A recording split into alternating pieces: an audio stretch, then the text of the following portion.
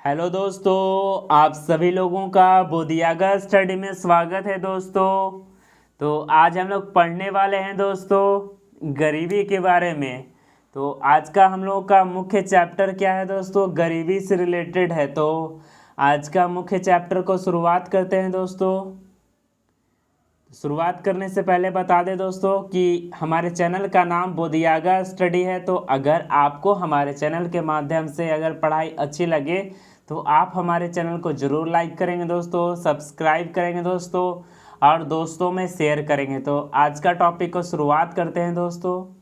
आज हम लोग पढ़ने वाले हैं, क्या पढ़ने वाले हैं? गरीबी के बारे में। तो आज का चैप्टर को शुरुआत करते हैं दोस्तों।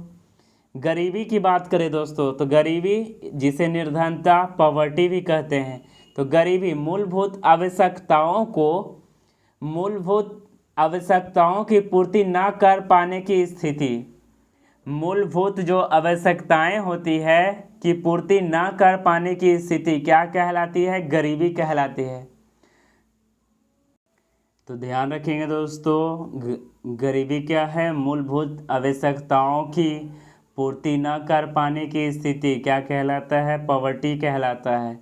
मूलभूत आवश्यकताएं कौन कौन सी होती है दोस्तों? आइए जानते हैं। जैसे रोटी, कपड़ा, मकान, शिक्षा और चिकित्सा। तो ध्यान रखेंगे।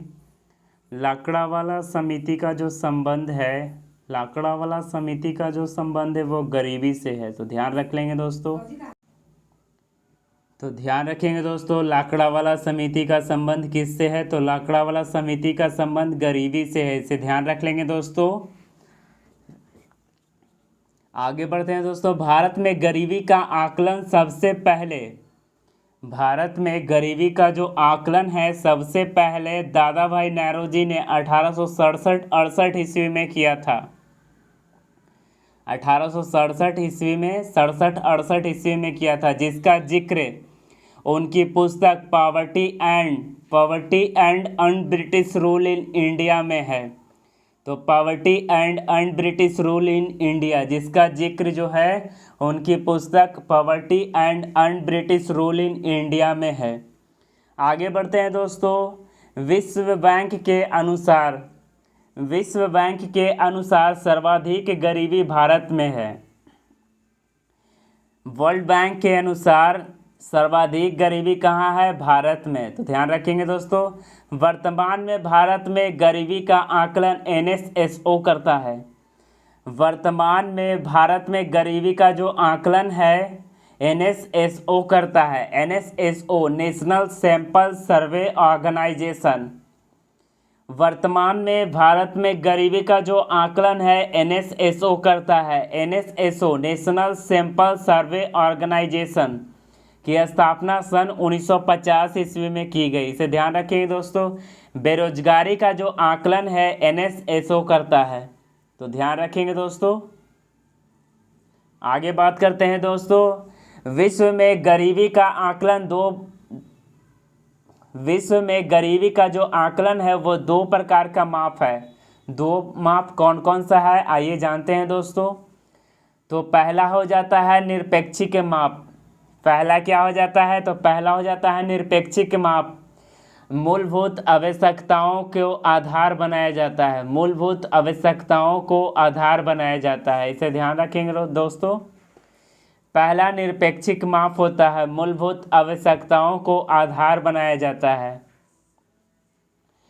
निरपेक्षिक माप क्या है? निरपेक्षिक माप मूलभूत जो आवश्यकताएं होती है वो उसे ही क्या कहते हैं? निरपेक्षिक माप कहते हैं। तो भारत में गरीबी की जो माप है निरपेक्षिक माप से ही किया जाता है। भारत में गरीबी का जो माप है निरपेक्षिक माप से किया जाता है। इसे ध्यान रखेंगे दोस्तों। दूसरा बात करते हैं सापेक्षिक माप। तो सापेक्षिक माप की बात करें दोस्तों तो आय को आधार बनाया जाता है। सापेक्षिक माप की बात करें तो आय को आधार बनाया जाता है।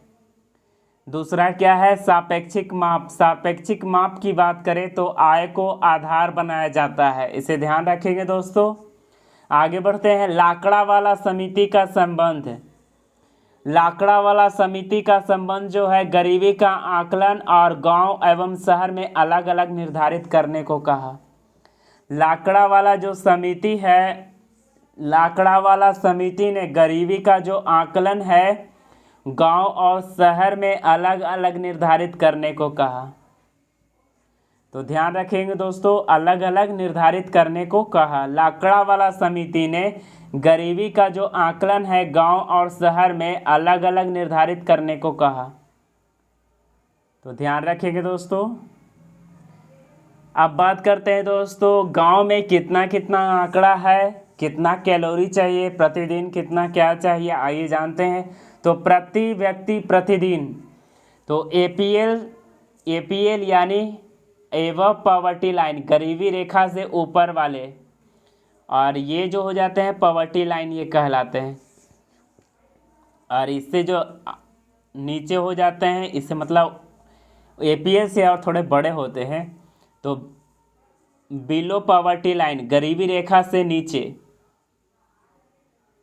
तो ध्यान रखेंगे दोस्तों, इनके लिए क्या कैलोरी है, 2400 कैलोरी या 27 रुपया 20 पैसा, ये गांव वालों के लिए है।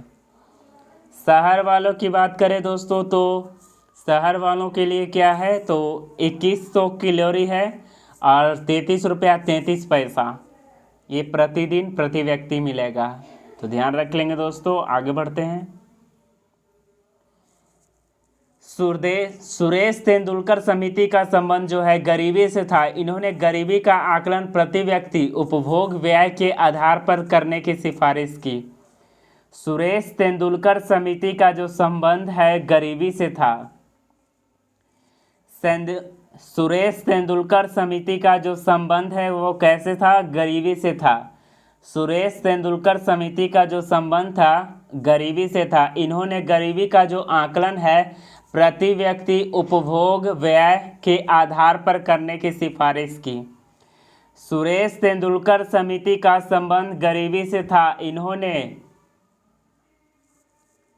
सुरेश तेंदुलकर समिति का जो संबंध है गरीबी से था। इन्होंने गरीबी का आकलन प्रति व्यक्ति उपभोग व्यय के आधार पर करने की सिफारिश की। तो सुरेश तेंदुलकर समिति का जो संबंध है गरीबी से था। इन्होंने गरीबी का जो आकलन है प्रति व्यक्ति उपभोग व्यय के आधार पर करने की सिफारिश की। इसे ध्यान रखेंगे दोस्तों।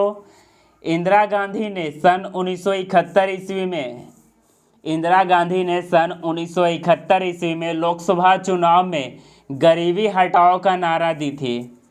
इंदिरा गांधी ने सन 1971 ईस्वी में लोकसभा के चुनाव में गरीबी हटाओ का नारा दी थी, जिसे पंचवर्षीय योजना में शामिल किया गया। तो ध्यान रखेंगे दोस्तों। तो आशा करते हैं दोस्तों आपको गरीबी से रिलेटेड जो भी टॉपिक था हमने दोस्तों पढ़ाने का प्रयास किया।